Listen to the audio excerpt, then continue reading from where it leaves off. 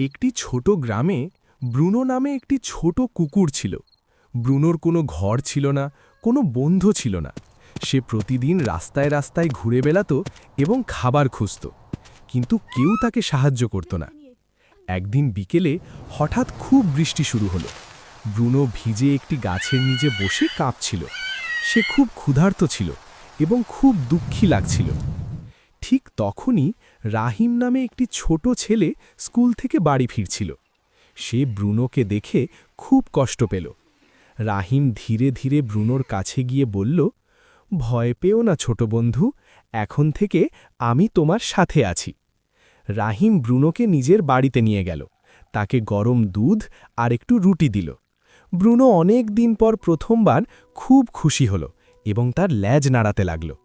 দিন যেতে লাগল, ব্রুনো আর রাহিম খুব ভালো বন্ধু হয়ে গেল। তারা